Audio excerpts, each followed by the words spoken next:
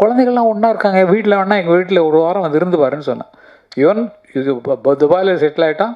இவன் கார்த்திக் பார்த்தீங்கன்னா அவனுக்கு அங்கே தான் இருக்கான். அவங்க ஒய்ஃப் தான் அண்ணனுக்கு சமைச்சு போகிறான். இதெல்லாம் இல்லாமல் அவர் அனாதையாக இருக்கார். அப்படி போட்டு என்னத்தையோ கிரியேட் பண்ணி இளையராஜாவை எதுக்கு இறக்குறீங்க? 50 வருஷம் ஒருத்தர் ஆள் நிலையாக நின்றுருக்காரு. அப்படிப்பட்ட ஆளை இறக்கணுமா? நல்லா யோசிச்சு பாருங்கள். பைல்வான் எழுதுனது கரெக்டாக, இது பைல்வானுக்காக சொல்கிற வார்த்தை தான் இது. ஓகே ஓகே ஓகே ஓகே கிளாடியை பற்றி என்ன சொல்கிறதுன்னு எனக்கு புரியல. ஏன்னா வந்து இத்தனை எடுக்கும் போதே அவருடைய எண்ணம் உங்களுக்கு தெரிஞ்சிருக்கும். இத்தனை எந்தவித பிரதிபலனும் இல்லாமல் அவர் வந்து நமக்குள்ளே இருக்க எண்ணங்களை பாடல் மூலமாக, திரைப்படங்கள் மூலமாக, ஏஐ மூலமாக நடிகர்களை நடிக்க வைத்து அதுக்கு ஒரு ஸ்கிரிப்ட் எழுதி பண்ணார். ஆனால் ஒரே ஒரு பாட்டு நான் பாடினதுக்கு மட்டும் ஆர்டிஸ்டே போடாமல் என்னுடைய போர் முகத்தையும் நீங்கள் காட்டிட்டீங்க. அதுக்கு ஒரு சிவாஜி படம், அம்மாவை பற்றி பாடினது, எம்ஜிஆர் பாடினது, அது எல்லாம் அம்மாவை பற்றி, அம்மா என்று அழைக்காத ரஜினி பாடினது, நானாக நான் இல்லை தாயே கமல் பாடின ஷார்ட்ஸ் எல்லாம் போட்டிருந்தீங்கன்னா கூட நல்லா இருந்திருக்கும். ஏதோ என் முகத்தை பார்க்குறதுக்கு ரொம்ப நேரம் இதாக இருந்தது. நிஜமாகவே இந்த சந்தர்ப்பம் வந்து எல்லாருக்கும் எல்லா நல்லவர்களை தேடி தேடி போடுறார். நல்ல மியூசிஷியன் எங்கே இருக்காங்க அப்படிங்க, சதாவா, ஆயோ சதா மாஸ்டர் கொடுக்கலாம் அப்படின்னு சொல்லி சதா கொடுக்குறது. கண்ணன் அவர்களாலும் இதெல்லாம் நடந்தது. ஆகவே கண்ணனுக்கு வந்து நன்றி சொல்லணும்.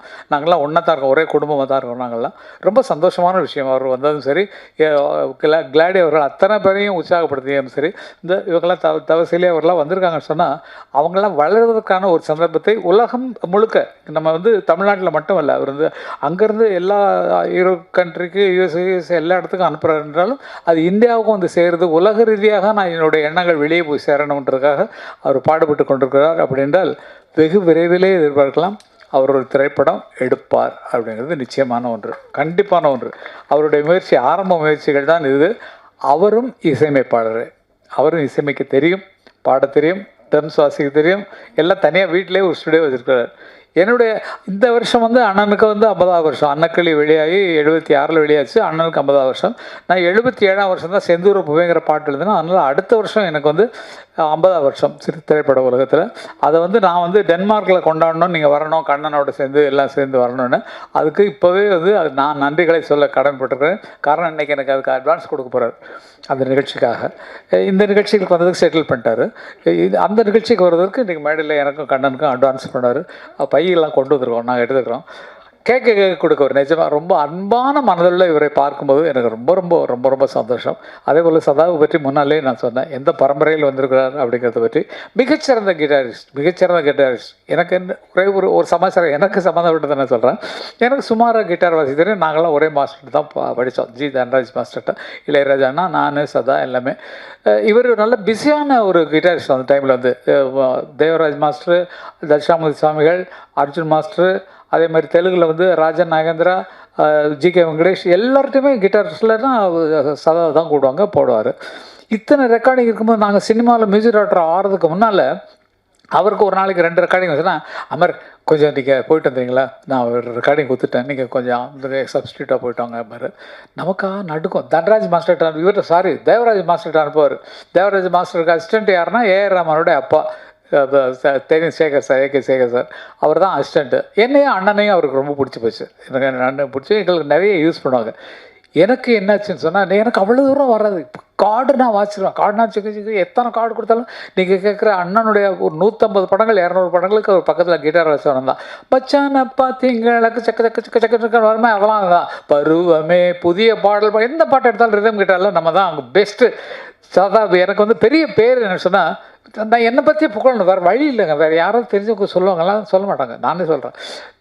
பிலிப்ஸ் அப்படிங்கிறவர் தான் இந்த திரைப்பட உலகத்தில் பெஸ்ட்டு கிட்டார் பிளேயர். அவரை நம்பி தான் எம்எஸ் விஸ்வநாதன் பாடல்கள்லாம் யாரந்த நிலதம் அந்த பேக்ரவுண்ட்லாம் அவர் தான் வாசிக்கிறார்.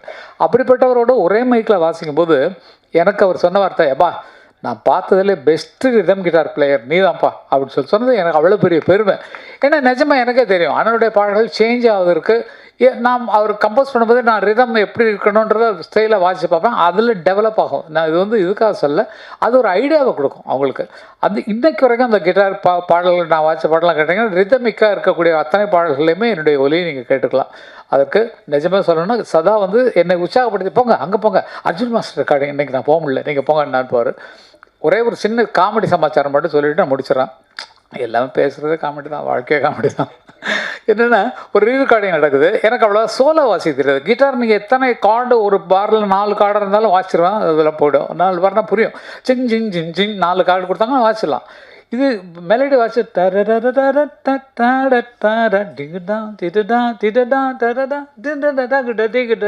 வாசிக்கணும். ஒரு சீனு அப்போ எல்லாம் மியூசிஷியன் எப்படின்னா காலைல 7 மணிக்கு வந்தாங்கன்னா 1 மணி வரைக்கும் ஒரு கால் ஷீட்டு, 2 மணிக்கு வந்தாங்கன்னா 9 மணி வரைக்கும் ஒரு கால் ஷீட், 7 to 1 கால் ஷீட்டில் ஒரு ரெக்கார்டிங் எடுக்கிறாரு. ஏவிஎம் வாகினி ஸ்டுடியோவில் ஜி தேட்டரில், அதில் தான் எங்களுக்கு அன்னக்கிளி ரெக்கார்டிங் நடந்தது. அதில் வந்து அவர்னா தேவராஜ் மாஸ்டர்னா எல்லாம் பயப்படுவாங்க, ஏன்னா அங்கே சத்தமே இருக்காது. அண்ணன் மாதிரி தான், அண்ணா எப்படி ஸ்டுடியோவில் அமைதியாக இருக்காங்களோ அவர்கிட்டையும் அப்படி தான் இருப்பாங்க. அவர் என்ன பண்ணுறாரு, படத்தை பார்த்துட்டு ஏடா அமர் இந்த இடத்துல நீ சோலோ வாசிக்கோ அப்படின்ட்டார். சோலோன்னா நான் இஷ்டத்துக்கு நான் வாசிக்கணும், எனக்கு கொடுத்த நோட்ஸ் கொடுத்தா வாசிடுவேன். நமக்காக எல்லோரும் முன்னாடி எல்லாம் 8 மணி ஆகுது. அந்த ரீலில் முடித்தா தான் கால் ஷீட் முடித்து அவங்க வீட்டுக்கு போகணும். எல்லாம் வேறு இடத்துல இருந்து மின்ட்டிலேருந்து வந்துருப்பாங்க, இதுலேருந்து வந்துடுவோம், தூரத்துலேருந்து.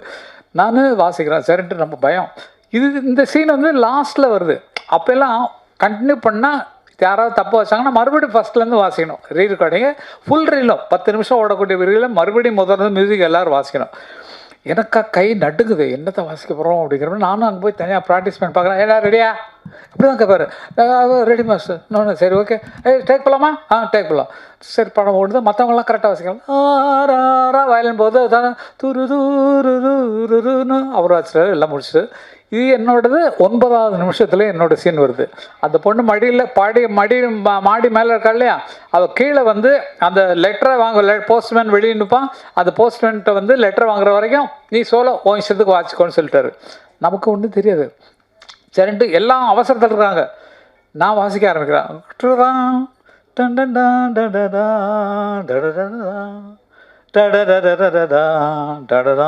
இப்படி வாசிட்டு இருக்கேன். அதுக்கு மேலே எனக்கு தெரியல நான் என்ன பண்ண, அப்படி ஆகிப்போச்சு, கட்டாயிப்போச்சு. கட் என்னடா என்ன வாசிக்கின்றது அப்படின்னா அச்சா சார் ஒன்ஸ் மார். இதே மாதிரி 3 தரம் போச்சு. வயலன்ஸ் எல்லாம் ஃபுல்லாக அமர் சீக்கிரம் வாசிச்சிருப்பா, நாங்கள் வீட்டுக்கு போனோம், எங்களுக்கு மின்ட்டுக்கு போனையான்னு அது இன்னும் உதறது. அந்த மாதிரிலாம் அனுபவப்பட்டு வந்தவங்களுக்கு இதுக்காக சொல்கிறேன். இந்த மாதிரிலாம் கற்றுக்கிட்டு வந்தவங்க தான் பல பேர் திட்டு வாங்கியிருக்கோம், அடி வாங்கியிருக்கோம். தன்ராஜ் நம்ம தட்சிணாமூர்த்தி சுவாமிகிட்ட வாசிக்கிறோம், பாக்கியமான விஷயங்கள். அவ்வளோ விஷயங்கள் எனக்கு சதாவெல்லாம் நடந்திருக்கு. அதெல்லாம் பெரிய தெய்வங்கள். அண்ணன்னா வந்து அவங்க குழந்தைங்க, எங்கள் குழந்தைங்கள்லாம் அவர்கிட்ட போய் சாப்பா கற்றுக்காமல் நாங்கள் அனுமதிக்கிறதே இல்லை. அவங்கள்ட்ட தான் போய் சா பாடணும். அந்த மாதிரி அப்படிப்பட்ட குருக்களோட வளர்ந்த பாக்கியமெல்லாம் எங்களுக்கு இருக்கிறது இந்த காலத்து குழந்தைகளுக்கு கிடச்சிருக்கா இல்லைன்னு தெரியல. ஏன்னா காரணம் என்னென்னா ஃபுல் சாங்கு இந்த சாங்கு கண்டினியூஸாக பாடணும்.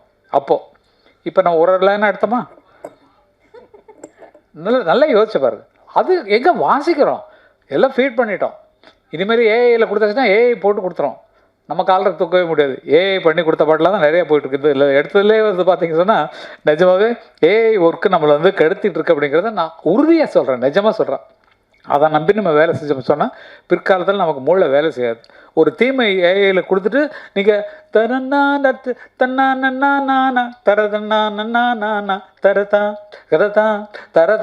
வார்த்தை எழுதுறது. அவன் தான் நனையா போனா அட போனா நையா வந்தா அடவா அடப்போ அடயா வானா பாட்டு எழுதிடும், பாடிடும். இதில் எப்படி நம்ம பேர் போட்டுக்கிறது? ஏன்னா அது கிரியேட் பண்ணி கொடுத்துருது. ஆனால் இசை கங்கை அமரன் போட்டுக்கிறது மரியாதையா? எதுக்கு நான் அதை சொல்கிறேன்னா, வருங்கால குழந்தைகள் தன்னால் சிந்திக்க கற்றுக்கொள்ளணும், சிந்திக்க எழுதி கொள்ளணும். நம்ம ஏஐட்ட கொடுத்தா பண்ணால் நம்ம காலரை தூக்க முடியாது. தூக்க வேண்டியது ஏஐ தான். பிற்காலத்தில் வரப்போகுது அதுக்கான ஃபைனல்லாம். ஏன்னா அது இப்போ டவுன்லோட் பண்ண விட்டுடும், அப்புறமேல் போடுற சார்ஜில் தீட்டிட்டாங்கன்னா நம்மளால் அதுக்கு ஒரு நுணு சிந்தனை பண்ணவே முடியாது. ஆகவே வளர்கிற குழந்தைகளை நீங்கள் அப்படி வளங்க. தன்னால் உனக்கு இருக்கிற சுயரூபத்தை வெளியே கொண்டு வா அப்படிங்கிற மாதிரி சொல்லணுங்கிறது என்னோட மனது ஆசை. நிஜமாகவே இந்த மாதிரி ஒரு சந்தர்ப்பத்தை அவர் ஏற்படுத்தி கொடுத்ததுக்கு இந்த நிகழ்ச்சியே எதுக்குன்னா கிளாடி அவர்களை பாராட்ட தான். நிஜமா நீங்களாம் ப்ளீஸ் கொஞ்சம் நல்லா கைதட்டி உற்சாகப்படுத்தணும். ஏன்னா நமக்கு ஒரு நல்ல ப்ரொடியூசரை கிடைச்சிருக்காரு, அதுக்காக எனக்கு டைரக்ஷன் கொடுக்கணும்லாம் நினைக்காதீங்க. நான் உங்களோட இருக்கேன், அவ்வளோதான். நிஜமா அந்த மாதிரி உங்கள் எண்ணம் நிச்சயமாக ஆழமாக நிச்சயமாக இருக்கும். ஒரு நல்ல கதையை தேர்ந்தெடுத்து அதை கொண்டு வரணும் சொல்லி மனசில் இருக்கிறது தெரியும். இளையராஜா உங்களுக்கு நெருக்க மாட்டார், நல்லா பழக்க மாட்டார். எவ்வளோ நன்றி தெரிவிக்கிறீங்க அதெல்லாம் பார்த்தா. இப்போ நான் பாடின பாட்டை அண்ணன் தான் ரிலீஸ் பண்ணுறாங்க. அந்த ஃபோட்டோ கூட போட்டிருக்கலாம். அண்ணன் தான் ரிலீஸ் பண்ணாங்க உயிரணுங்கிற பாட்டை. அதுதான் ஃபஸ்ட்டு அவர் அண்ணனோட சேர்ந்தது. அண்ணன் மேலே அவ்வளவு அன்பு, அவ்வளவு பாசம். அவர் உரட்டு வந்ததே 50வது ஆண்டுக்கு அவரை பார்க்கணும்னு சொல்லி தான் வந்தார். நான் பேச முடியல அண்ணன்ட்ட, ஏன்னா சிம்பனி எழுதிட்டு இருக்காங்க. ஐயோ டிஸ்டர்ப் பண்ணப்பட்ட கரெக்டாக போனார், போய் நின்னார், போய் சொன்னோன்னே பார்த்துட்டாரு. ரொம்ப நேரம் பேசியிருந்தார் சந்தோஷம். ஏன்னா அந்த மாதிரி ஒரு அன்புள்ளவர். அவரை பாராட்டுவதற்காக தான் இந்த நிகழ்ச்சியை நாங்கள் வைக்கணும், ப்ரெஸ்ஸுக்கு இவரை இன்ட்ரடியூஸ் பண்ணோம் அப்படிங்கிற ஒரு ஆசை இருந்தது.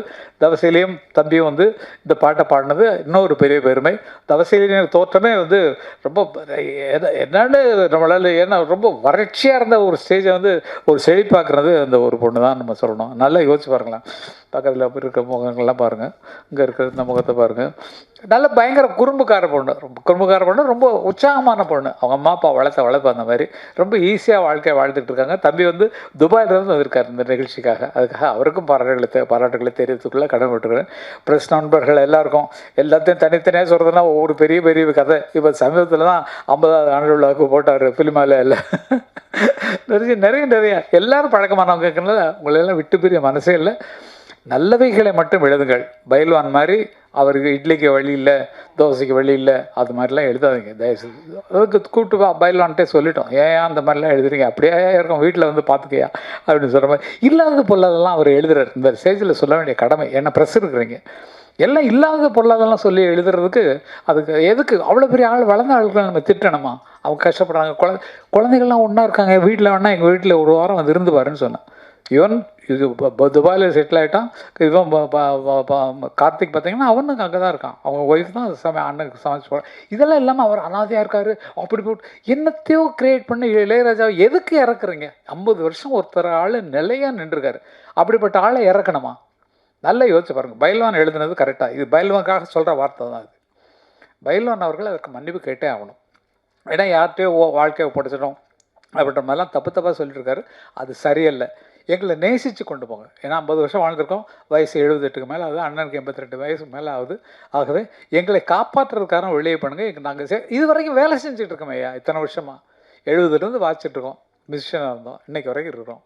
ஆகையில் எங்களை பற்றி குறை சொல்ல வேண்டாம், எங்களை எழுதுங்கன்னு கூட வேண்டாம். ஆனால் இல்லாத எழுதி அவர் கேவலப்படுத்துறது ரொம்ப கஷ்டமான விஷயமா இருந்தது. பயில்வான்களுக்கு ஃபோன் பண்ணி சொன்னால் சாரின்னு சொன்னார். அதையும் சொல்லிடுறோம். ஐயோ இது தெரியாமல் யாரோ சொன்னதை நான் போட்டேங்க, தயவுசெய்து மன்னிச்சிருக்கேன்டாரு. இல்லைங்க, இது ரொம்ப மட்டமான விஷயங்க. ஏன்னா உங்களுக்கு விளக்கம் சொல்கிறதுக்காக நான் இந்த வார்த்தையை சொல்கிறேன். அவர் இளையராஜா கஷ்டப்படுறாரு, யார்கிட்ட அவர் தனிமையை நாடிக்கிட்டு இருக்காரு. நான் போனாலே பேசாமல் எழுதிட்டு இருப்பார். அவ்வளோதான். அவர் வேலையும் டிஸ்டர்ப் பண்ண மாட்டேன். அவராக இருக்க விடுங்கள். கங்கை மரன் என்ன மாதிரி ஆட்கள் இப்படியே விடுங்க. இதை தவிர வேறு வழி இல்லை. அன்றைக்கி பேட்டியில் போய் நான் என்னென்னமோ பண்ணிட்டு வந்தேன் போய். அது மாதிரி அவரவர்களாக இருந்தால் அவர்களாக வளருவதற்கு அடையாளம் இருக்கும். இப்போ கிளாடி என்ன மனசில் வச்சுருக்காரோ அதை நோக்கி தான் நடந்து கொண்டிருக்கார். சதா அவர்கள் மனசில் என்ன நினச்சிருக்காரோ அதை நோக்கி தான் எழுந்து கொண்டிருக்கார். ரவிகாந்த் என்ன நினச்சிருக்காரோ அது மேலே தான் வந்துட்டு இருக்காங்க. நீங்களும் சரி, எல்லோரும் சரி, அவர்கள் இடத்தில் உயர்ந்து போகிறார்கள். எண்ணம் எது அதிகமாக இருக்கிறதோ அதில் தான் உச்சத்தில் வர முடியும். இப்போ எங்களை பார்த்தீங்கன்னா என் கனவும் நினைவும் இசை இருந்தால் மரணமேது என்று பாடின மாதிரி இன்னைக்கு வரைக்கும் அந்த மியூசிக் லைனை தவிர வேறு எங்கேயாவது போயிருக்கோமா? எங்களுக்கு இருக்கிற பணத்துக்கும் எங்களுக்கு இருக்கிற வசதிக்கும் பில்டிங் கட்டி வாடகைக்கு விட்டு அதை விற்று நல்ல லாபம் சம்பாரித்து ஒரு பெரிய பில்டர்ஸாக இருக்கலாம். அந்த மாதிரிலாம் எண்ணம் வரல. இசை கனவும் நினைவும் இசைங்கிற மாதிரி இசையிலே இருக்கிறோம். ஆகையால் எங்கள் மேல் தவறுகளை பயில்வானவர்கள் எழுத வேண்டாம் அப்படிங்கிறது சொல்கிறேன். ப்ரெஸ்ஸு நீங்களாம் நமக்கெல்லாம் நல்ல தோஸ்துங்க. நீங்களாம் சொல்கிறதுக்கு ஒன்றும் இல்லை. வாழ்க்கையில் நினச்சி பார்த்தீங்கன்னா எல்லாத்துக்கும் ஒரு அர்த்தம் இருக்கும். ஆகவே உயர்ந்தவர்களை அப்படியே காப்பாற்றோம். எப்படி இருந்தாலும் சரி, என்னவாக இருந்தாலும் சரி, அவர்களை காப்பாற்ற வேண்டும், அவர்களை போற்ற வேண்டும், நமக்கு வழி நடத்த தெய்வங்களை வணங்க வேண்டும் அப்படிங்கிறதான் என்னுடைய பெரிய விஷயம். இந்த நிகழ்ச்சியை நடத்துவதற்கு மிக ஆதாரமாக இருந்த நமது பாபு அவர்களுக்கு, டைமண்ட் பாபு அவர்களுக்கு ரொம்ப நன்றி சொல்ல வேண்டும். என்னுடைய வாய்நாள் அவங்க நன்றி சொல்கிறது தனியாக வச்சுருக்காங்க. இருந்தாலும் பாபு வந்திருக்கீங்களா? கண்ணா என்னம்மா பார்த்து ரொம்ப நாள் ஆச்சு.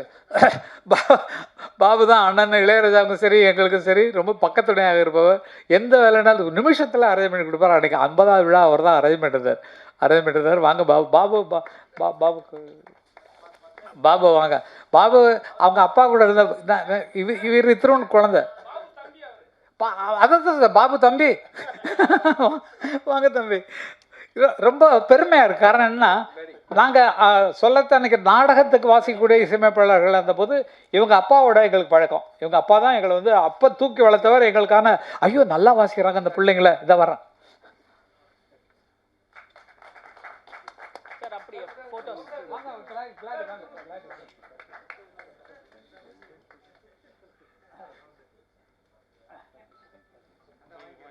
நாங்கள் அந்த காலத்தில் நாடகத்தில் வாசிக்கும் போது இவங்க வந்து ராயப்பேட்டையில் இருந்தாங்க. அதெல்லாம் பாபுலாம் திருண்டு குழந்தை. அப்போ அவங்க வீட்டில் போய் சாப்பிட்றது எல்லா சரிப்பு பார்த்துருக்கோம். இன்றைக்கு பார்த்தால் அவங்க அப்பா எப்படி இருந்தாரோ அதே மாதிரியே இவரும் எல்லாரோடையும் சேர்ந்து அரவணைப்பாக கேட்டார். நான் வந்து அங்கே இருக்கேன் அங்கே இருக்கேன்னு நிஜமாக பயங்கர பிஸி தான். இந்த நேரத்தில் இதையும் சேர்ந்து அரேஞ்ச் பண்ணி கொடுத்ததுக்காக ரொம்ப ரொம்ப நன்றி பாபு. ரொம்ப ரொம்ப ரொம்ப நன்றி, ரொம்ப நன்றி. எனக்கும் அண்ணனுக்கும் பக்கத்தோடையாக இருப்பவர் அவர் தான். நல்லா தெரிஞ்சுங்க, அவ்வளோதான் விஷயம்.